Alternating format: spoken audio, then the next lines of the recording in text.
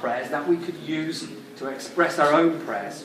And one of the things Stephen says in his introduction is he'd like us to think of the prayers as prayer stems, a bit like story stems, where those of you who are in education will know what story stems are. You have a rudimentary kind of outline of a story, and you place that before the children, and the children or the adults who are working with you then develop the stem into their own story.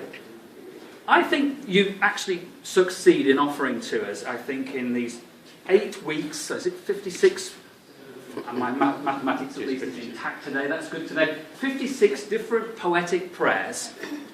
Poetic prose, poetry, I couldn't tell you what it is because I'm not able to define it. Those of you who are skilled in studying hexameter and all that Greek stuff will probably tell Stephen whether it really is poetry or whether it's poetic prose. But what we've got are 56 offerings that do create a context for your own praying and for you to learn perhaps how you might develop that. So I like the ambiguity of the title. I don't know whether you saw that or whether that was deliberate. It's a bit like that everybody welcome title. Does it mean everybody does the welcome, or does it mean everybody is welcome?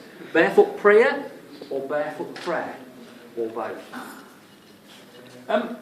The book does, I think, and I'd be interested to hear how Stephen sees it, builds upon the tradition that starts with barefoot disciple. And what strikes me as challenging about the book is the invitation to, in a raw way, open and expose yourself to the love of God. And I found myself profoundly challenged by that. I'm not really very good at patterned prayer, but my heart responds with a sense of this is a book inviting me to be real before God about who I am and my journey. And it really does appeal to me, as does various images that appear in the book. For example, Stephen writes, we pray in the same way as a clarinet sounds, as the breath of another passes through us. We pray in the same way that a harp sings when someone plucks our strings. We pray sometimes as the drum declaims when struck by hand or stick, and we make a bang or boom. What that said to me is, actually, prayer isn't something I necessarily do. It's something God does with me. And I found that a wonderful invitation.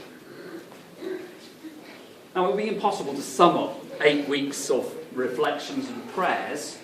And so I'm not going to say very much more, other than I think that what we have here is a book that helps us make our Lenten journey with some resources or nourishment or food for the journey.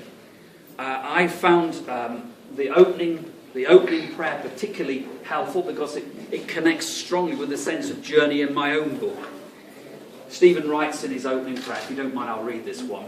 As I set my sights on your empty tomb, as I begin to imagine the dangerous route of desert and temptation, fasting and fear, loneliness and crowds, silence and noise, desertion and betrayal, bread and wine, cross and nails, vinegar and gall, water and blood, spice and earth, cave and rock.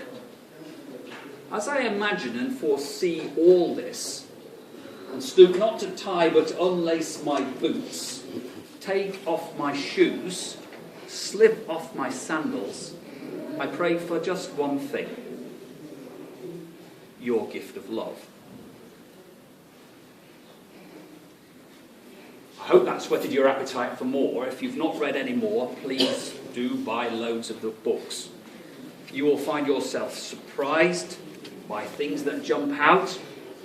The prayer about coffee hit me in a strange way. I don't think I pray when I drink a cup of coffee, but I was touched by the remembrance that coffee time is a bit like a children's playtime. That really jumped out, and it reminded me of playtime at primary school.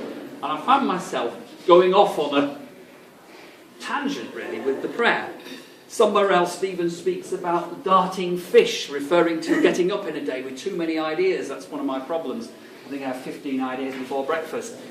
But leaving some of the fish in the water to grow so we can catch them on another day when they're big enough to catch. That sort of thing just is thrilling to see. And I don't know how you managed to do it, because you seem to have transformed yourself from a gifted author into a wordsmith and a poet. And I want to congratulate you. So thank you very much for this. There's so much more here, but I'm not going to say any more because time is gone. Thank you.